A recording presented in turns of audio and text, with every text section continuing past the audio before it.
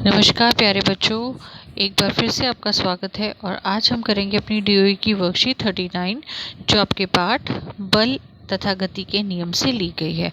और बेटे आज हम करेंगे गति का पहला नियम। गति का पहला नियम क्या है? ज्ञान पूछता है दीदी से, चलती बस में ब्रेक लगाने पर हमें आगे की तरफ झटका क्यों लगता है? तो दीदी ज्ञान को बताती है, इसका उत्तर हमें न्यूटन की गति के पहले नियम से मिलता है। इस नियम के अनुसार प्रत्येक वस्तु अपनी स्थिर अवस्था या सरल रेखा में एक समान गति की अवस्था में बनी रहती है जब तक कि उस पर कोई भी बाहरी बल कार्यरत ना हो। इसे जड़त्व का नियम भी कहते हैं। बेटा इसको आप ऐसे समझ सकते हैं कि एक कोई भी पत्थर है, बड़ा सा या चट्टान है या रॉक है, वह अपनी उसी स्थिति में रहेगी जब तक कि आप उसके ऊपर बाहरी बल नहीं लगाते।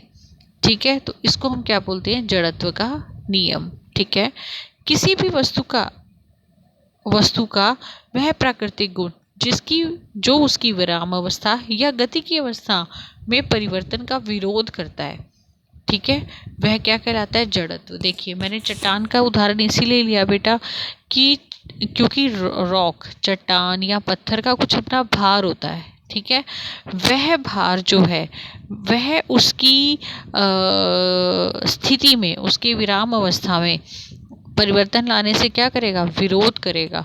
तो यही उसका क्या कहलाएगा? जड़त्व। चलती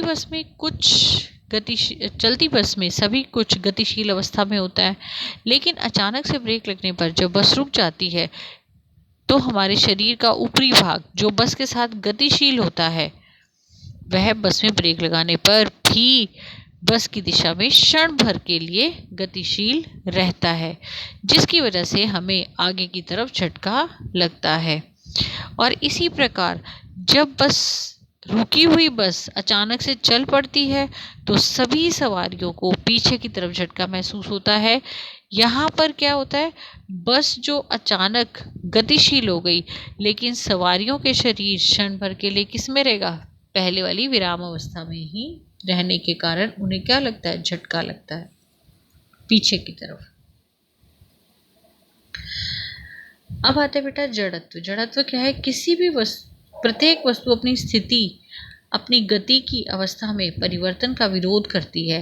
वह अपनी मूल अवस्था को बनाए रखना चाहती है और इसे ही क्या कहा जाता है? जड़त्व कहा जाता है। किसी वस्तु का द्रव्यमान उसके जड़त्व की माप होता है, जैसा कि मैंने अभी आपको चट्टान का उदाहरण लेके समझाया। भारी वस्तु का जड़त्व हल्की वस्तु की तुलना में अधिक होता है। ठीक है, क्योंकि आप देखिए भारी वस्तु को उसकी की स्थिति में परिवर्तन लाना थोड़ा मुश्किल होता है। ठीक है, भारी वस्तु का जड़त्व हल्की वस्तु की तुलना में अधिक होता है, जिसे हिलाने के लिए अधिक बल की आवश्यकता होती है।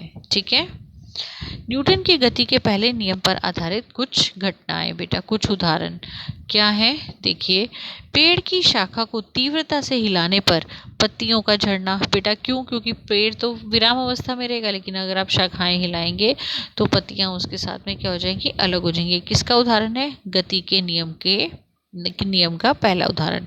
गाड़ी की अवस्था में परिवर्तन से सवारियां आगे या पीछे की ओर गिरना, जैसे कि अभी हमने इस पैराग्राफ में पढ़ा है।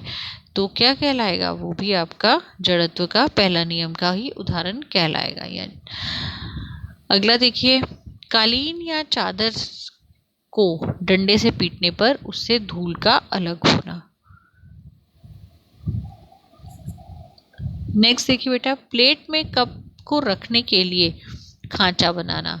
और ये देखिए बेटा, आपको उदाहरण भी दे रखे हैं। देखिए साइकिलिंग वाला, ये आपका एक ग्लास के ऊपर अगर आप कार्डबोर्ड रखेंगे और उसके ऊपर कोई भी कॉइन रखेंगे, तो आप कार्डबोर्ड को अगर आप हाथ से स्ट्राइक करेंगे तो जो आपका कॉइन है वो ग्लास के अंदर गिर जाएगा और कार्ड आगे चला जाएगा। यह भी किस वजह से? जड़त्व के नियम की वजह से ही है, गति के पहले नियम के कारण ही है। और कैरम बोर्ड की, जो आप कैरम बोर्ड प्ले करते हो उसमें स्ट्राइकर से जो आपके ये स्ट्राइकर से जो आपकी बेटा जो गीटियाँ होती हैं वो वहीं की वहीं गिर जाती हैं और बाकी मूव कर जाती हैं, ठीक है, स्ट्राइकर मूव कर जाता है। प्लेट में कप को रखने के लिए खांचा तैयार करना और मिस्त्री का हथौड़ी को उल्टा ठोकना, यह सब किसके उदाहरण है? यह है गति के पहले नियम पर ही आधारित उदाहरण है। आइए बेटे अब देखते हैं आपके जड़त्व को परिभाषित कीजिए। तो जड़त्व क्या है? ये देखिए, आप इसको यहाँ से लिख सकते हैं बहुत इजीली कि जड़त्व क्या कहलाता है? जब किसी वस्तु का वह प्राकृतिक गुण जो उसकी विराम या गति की अवस्था में परिवर्तन का विरोध करता है, क्या कहलाता है? जड़त्व कहलाता है। तो किसी भी वस्तु का प्राकृतिक गुण ये आप यहाँ से लिख सकते हैं, ठीक है। और जो जड़त्व होता है बेटा, उसमें क्या क्या आ सकता है? विराम अवस्था से, विराम अवस्था में जड़त्व होता है, गति की अवस्था में जड़त्व होता है और दिशा बदलती स्थिति में भी जड़त्व होता है। गति का पहला नियम आप अगर लिखना चाहे तो बस आप यहीं से लिख सकते हैं, ये मैंने आपको एडिशनल बताया था। गति का पहले नियम के उदाहरण बेटा, ये आपको गति के पहले नियम के उदाहरण दे रखे हैं, ठीक है।